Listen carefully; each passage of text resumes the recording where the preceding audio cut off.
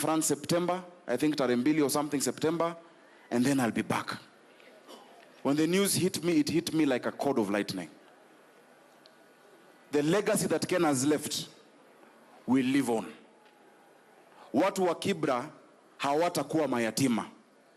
Wale watoto ambao waliimba hapa, when they were singing, I really wanted to take a video. I wish I could send it to Ken, because that is what he loved.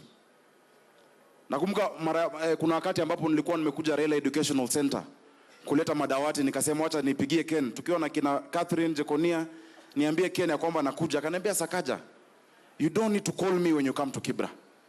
Kuja, hawa watu pia ni watu wako. Because he loved the children and he loved education. So I asked Imran, wale watoto ambao Ken alikuwa anasomesha, apart from wale wa CDF, because on top of the children who are getting bursaries, Ken was educating some on his own. Those children, give them to me. Mimi nitawasomesha, niendelee. Monica, I will take those children. And Monica, thank you so much for loving my brother. He loved you so much. Ken was selfless. Hata kiwa kule juu, ile ujumbe anakutumia si hata ya hali yake. Anakuambia kuna hii na hii, niangalilie Kibra kidogo, niangalilie. And that is the kind of leader we want. So nimefurahi chairman wa ODM Nairobi amesema ya kwamba watu waache kuotea kiti yake bado. Watu waache kukampenia kiti ya Ken saizi. Wakati utafika. Si ni kweli? Na najua tutapata kiongozi ambaye ataendeleza kazi ya Ken. Na mimi vile nilisema Migori, sijui kama mnakumbuka, wakati wa by-election ya Ochilo yako, mimi nikasema Jubilee atusimamishi. Wakati wa Embakasi nikaomba na rais akatangaza Jubilee atusimamishi. Nitaenda nizungumze na party leader wangu pia Kibra, tusisimamishe mtu kama Jubilee Party.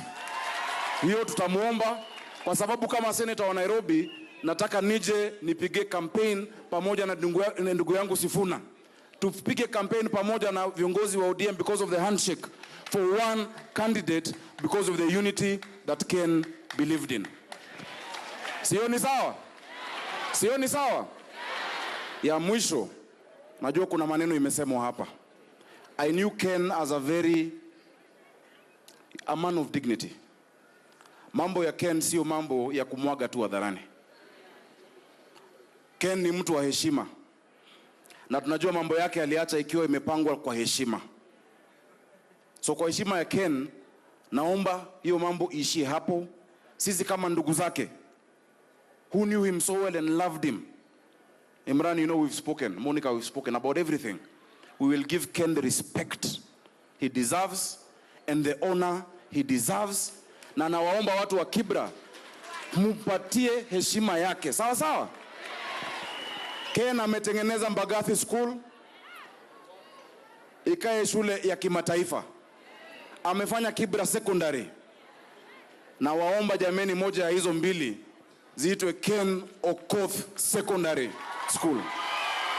Na waomba, so that we can immortalize the memory of my brother Ken Othis Okoth. Let it be known. Let it be remembered. Let it be written down in history that a great man from Kibra once lived, and that his legacy shall forever live in our hearts.